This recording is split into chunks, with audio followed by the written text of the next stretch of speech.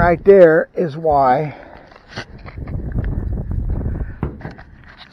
I throw a Johnson Silver Minnow.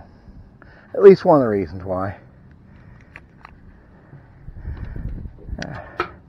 That's 6 pounds of why anyway. Hey kids, DW Verts, Hickbilly Outdoors here. I'm going to talk a little bit about one of my favorite lures, especially for big bass.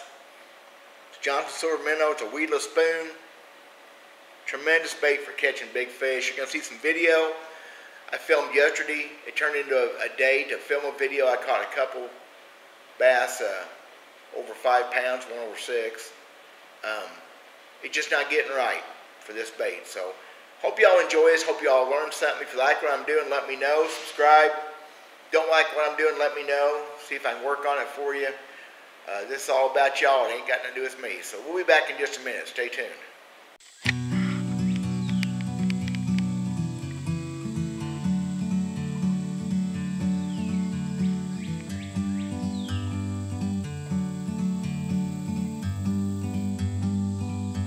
Like a bird on a tree, I'm just sitting here. I got time. It's a video like this where I feel like I wish I'd done a script, because there's several things to cover in a short amount of time without boring everybody to death. First off, let me say that this Johnson Silver Minnow is one of the finest big bass baits I've ever thrown in my life. It ranks right up there with the big plastic worm and a jig, zero spook, buzz bait. Where it shines the most and the best is in water temperature below 65 degrees, and I've caught plenty of bass on it in warm and hot water, but it just really seems to come alive in cooler water. I've caught bass down to 45, 47 degree water on it. Fishing like a crankbait of all things. So let me explain real quick what this thing is. The Johnson Silver Minnow. It's a spoon. It's a weedless, stamped out spoon with a hook soldered into it. Unique bait. Comes in a variety of colors and sizes.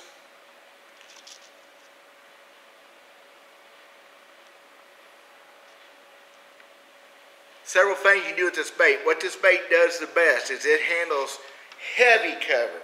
I don't know of another lure that comes through cover like this thing does, including a frog. It has a real slow side-to-side swimming action. Fast you crank it, the tighter it gets. You do not need a swivel on it. It's not a spoon that twists your line up if you do it right.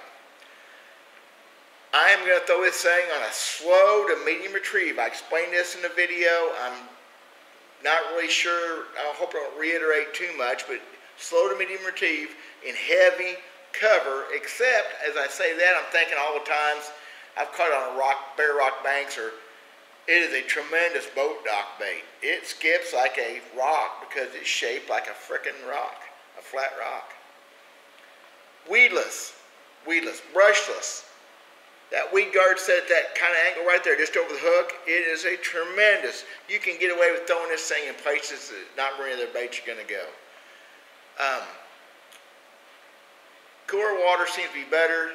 Fish in heavy cover, you can fish it in around edges and holes, things like that. Where the frog works well on top of the slop and things. I love my frogs, don't get me wrong. Another big bass bait. Go a lot of places like a beagle dog hunting a rabbit. Bait-wise, not very versatile am I. All I use is a 1/4 ounce. I think it's a 2.5 inch long 1/4 ounce bait. I tried a 1/2 ounce once. I did not like it. It sunk into stuff too much. They make them from fly rod size all the way up to musky size. The 1/4 ounce bait is the only one I throw, and I'm not going to change because it works too well. I am no fan of color and almost anything. I put some stuff together. Well, that's the way I threw that one yesterday. This one I caught the bass. You're going to see that's the bait exactly. I've got it retied on for tomorrow. I realized going through some things for this video that I don't have any silver ones. The Johnson Silver Minnow that I don't have a silver minnow. And for years that was my go-to. I bought a bunch of these chrome nickely black ones. Oh, I bought like 15 of them cheap in the early 90s. I'm just now getting, I opened one up of the package this spring. I think that was the last one I had in the package. I wear hooks out on them. I grind the hooks down to nothing.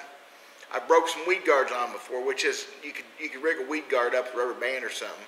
But I follow hooks way to nothing. And that being said, they come with horrible hooks for being sharp. And you have to have them things sharp. You need to be able to pile drive a fish, and you just can't mess around. I've had them almost rounded over the years. They're better now than they used to be. Real quick, trailer-wise, all three of these I realize just now I'm holding up all have skirts on them. My favorite skirt is the old-fashioned rubber skirt. You would call it a hula grub skirt, is what you would call it. They're getting hard to come up with. They all work. The modern, more silicone skirts have a tendency to be a little thick. Minor. Other trailers I use. That's one of those Zoom swimming chunks. Pretty cool. A plastic pork frog works well. A real pork frog works well. Y'all ain't gonna do that. That's up to me. I like a 3-4-inch double tail a lot. I've used bass strips, like pork bass strips and spinnerbait trailers. A single curly tail works. Almost anything works on them as long as it doesn't impede the action too much. When I say that, when you hang a trailer on this bait, you don't want to thread it on the hook like you normally would. And let me show you that real quick. You don't want to thread it on. Okay, generally, you don't want to thread it on. You don't want to put it on the hook like this. That gives it an action I really don't like. What I do is I try to center punch it as much as possible. And with my stroke impeded brain, that's tough to do. And there is the way I like to rig it. So it gets a little flop, and that helps it swim. It doesn't slow the bait down from that side to side wobble in action. That's the way I like to do it, okay? Colors, whatever. I'm not a color person. I know yesterday, though, I was fishing, the water was really clear where I was catching these bass you're going to see on this video. And I was throwing this kind of perch. I call it a perch. It's got a little bit of lime green, chartreuse green, and orange. And it was really bright, especially with that white skirt. And, I mean, it was bothering me bright. And I went to the nickel black, chrome black. I keep saying nickel, it's chrome black.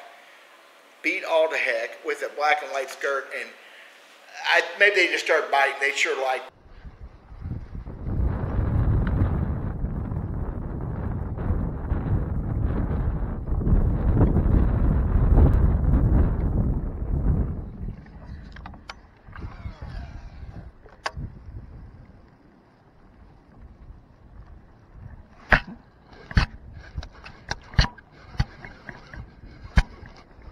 Oh yeah, get in here.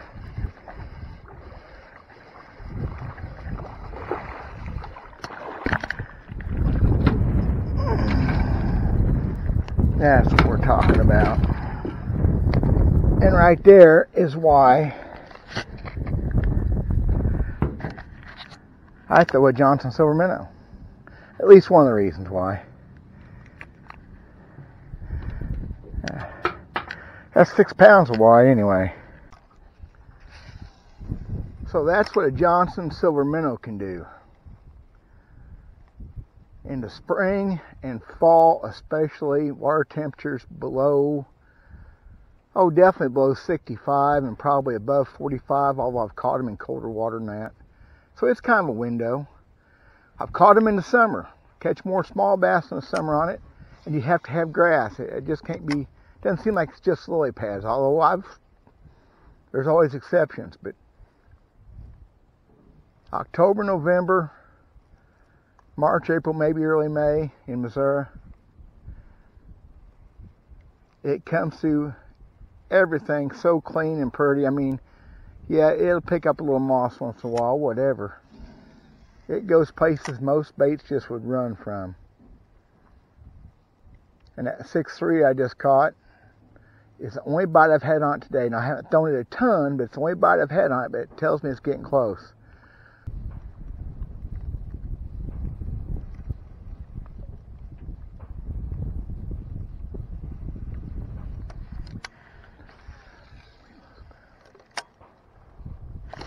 Oh man, that fish just trashed it. Fish, get in here.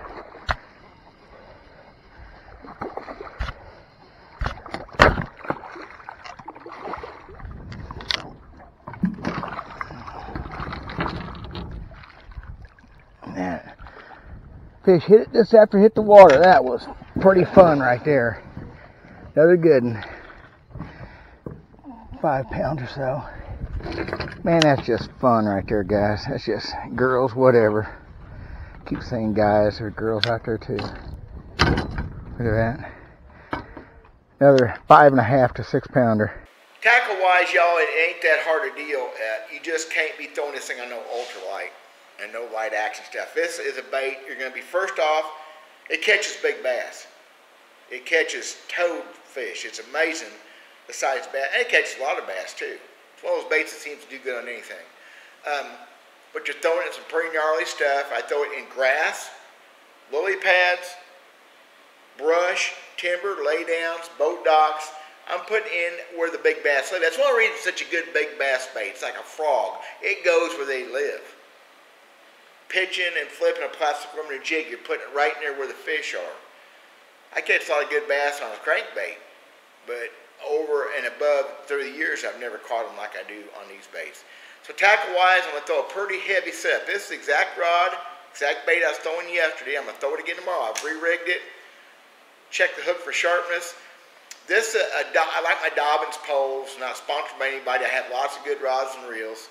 But this is a Dobbins 704, so it's a 7 foot long, 4 power. That makes it their heavy action rod.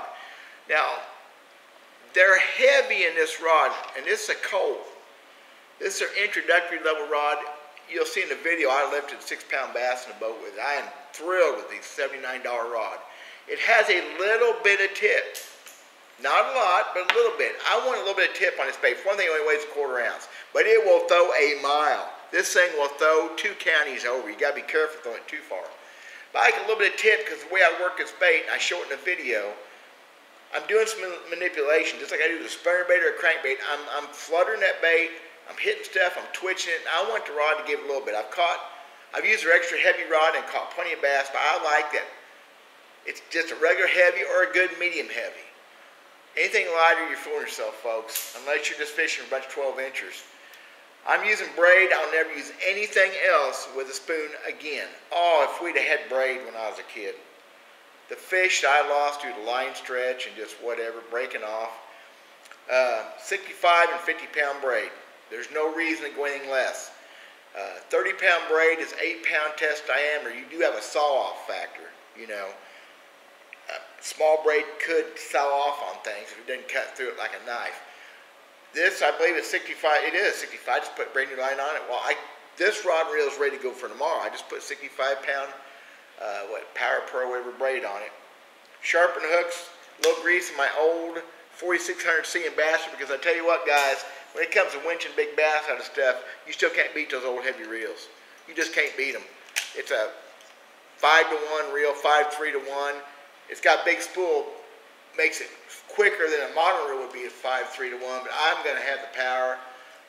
I'm not sold on these new reels as far as power, and you don't care about speed. This is a lure that does not need to be fished fast. A little more so in the summertime. It's not the lure it is in hot weather as it is right now and in the spring. That's it, guys. It's pretty simple. I'm not sure why the popularity of this thing went away. I don't really understand what happened. I'd like to say that a bunch of pros kept this thing a secret, but I haven't seen any sign of any of the big hitters throwing it. If you're fishing in heavy cover, it's a must. If you're fishing a pond with weeds around the edges, it's a must. Underneath willow trees. I said, I have caught bass in this thing on a bare rock, 45-degree channel bank on the end of a bluff once, banging along the bottom like a crankbait because it just wobbles. It swims just like that. And caught a almost 8-pounder once on Lake of the Ozarks doing that because nobody else is throwing it. Don't worry about colors much. I said gold, silver, and black has been the 3 colors I've used for years. I bought some of them, these more perch colored a while back, really cheap. If I don't like them too much, I'll knock that finish off because I'm not real worried about it. Wish I had more to tell y'all. The video is going to show you everything I've talked about now, and I'll probably see some of the stuff in there too. I haven't looked at it since I filmed it yesterday.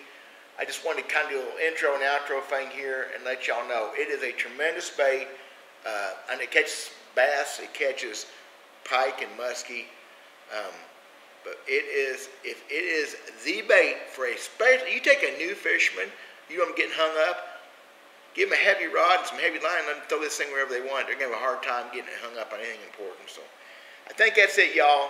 Thanks for watching. Appreciate if you like what we're talking about here. Subscribe. Let me know what I'm doing right or wrong.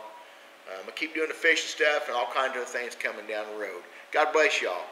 Talk at you later. That name, Johnson Silver Minnow, is just a horrible name. It's a bait that was invented, I think, in the 30s, 1930s. It does not do it justice. If they would rename it the Johnson...